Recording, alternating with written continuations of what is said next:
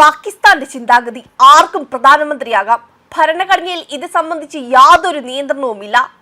ബുർഖ ധരിച്ച ഒരു സ്ത്രീ പ്രധാനമന്ത്രിയാകുമെന്ന് AIMIM മേധാവി അസദുദ്ദീൻ ഒവൈസി നടത്തിയ പ്രസ്താവനയ്ക്ക് ചുട്ട മറുപടിയുമായി അസം മുഖ്യമന്ത്രി ഹിമന്ത ബിശ്വ ശർമ്മ രംഗത്തെത്തിയിരിക്കുകയാണ്. അദ്ദേഹത്തിന്റെ വാക്കുകൾ ഇങ്ങനെയാണ്: ഭരണഘടനയിൽ ഇത് സംബന്ധിച്ച് യാതൊരു നിയന്ത്രണവുമില്ല, ആർക്കും പ്രധാനമന്ത്രിയാകാം. എന്നിരുന്നാലും ഇന്ത്യ ഒരു ഹിന്ദു രാഷ്ട്രമാണ്, ഇതൊരു ഹിന്ദു നാഗരികതമാണ്.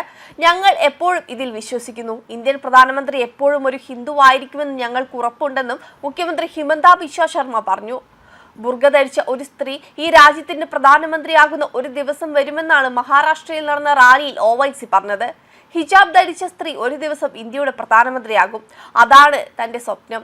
ഇന്ത്യയുടെ ഭരണഘടന അതിന് അനുവദിക്കുന്നു. പാകിസ്ഥാന്റെ ഭരണഘടന പ്രധാനമന്ത്രിയുടെയും രാഷ്ട്രപതിയുടെയും സ്ഥാനങ്ങൾ ഒരു പ്രത്യേക മതത്തിന്റെ അനുയായികൾക്ക് മാത്രമായി പരിമിതപ്പെടുത്തുമ്പോൾ ഇന്ത്യൻ ഭരണഘടന ഏതൊരു പൗരനും അത്തരം സ്ഥാനങ്ങൾ വഹിക്കാൻ അനുവദിക്കുന്നുണ്ടെന്ന് മഹാരാഷ്ട്രയിലെ സോളാപുരിയിൽ നടന്ന തെരഞ്ഞെടുപ്പ് യോഗത്തിൽ ഒവൈസി പറഞ്ഞു.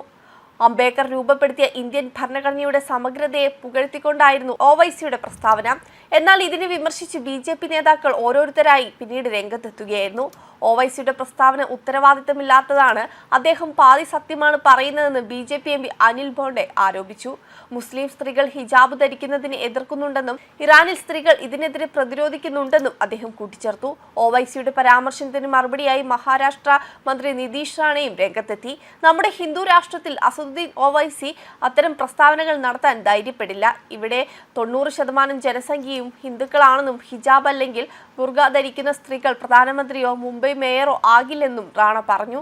അത്തരം സ്ഥാനങ്ങൾ വഹിക്കാൻ ആഗ്രഹിക്കുന്നവർ കറാച്ചി പോലുള്ള സ്വന്തം ഇസ്ലാമിക രാജ്യങ്ങളിലേക്ക് പോകണം.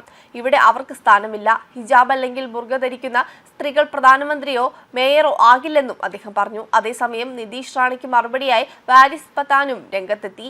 ഇന്ത്യൻ ഭരണഘടനയാണ് ഈ രാജ്യത്തെ ഭരിക്കുന്നത്, അതനുസരിച്ച് ആർക്കും പ്രധാനമന്ത്രിയോ ഗവർണറോ മേയറോ ആകാം.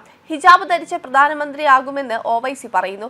ഭരണഘടന ആരെയും തടയില്ല. പക്ഷെ ആദ്യം AIMIMന്റെ പ്രസിഡന്റായി ഒരു പസ്മാണ്ടയോ ഹിജാബ് ധരിച്ച സ്ത്രീയോ നിയമിക്കുമെന്ന് ഷെഹ്സാദ് പൂനെവാലയും പറഞ്ഞു. അതേസമയം ദില്ലിയിലെ കയ്യേറ്റം ഒഴിപ്പിക്കാൻ നടപടിക്കിടെ വഖഫ് ബോർഡിന്റെ ഉടമസ്ഥതയിലുള്ള പള്ളി ഭൂമിയുടെ ഒരു ഭാഗം തകർത്തതായി ഒവൈസി ആരോപിച്ചു.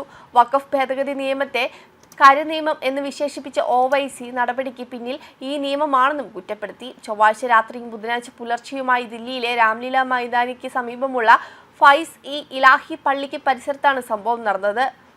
തുർക്ക്മാൻ ഗേറ്റിന് എതിർവശമുള്ള പള്ളി പൊളിക്കുകയാണെന്ന സമൂഹ മാധ്യമത്തിൽ വന്ന പോസ്റ്റിനെ തുടർന്ന് പ്രദേശത്ത് സംഘർഷമുണ്ടായിരുന്നു.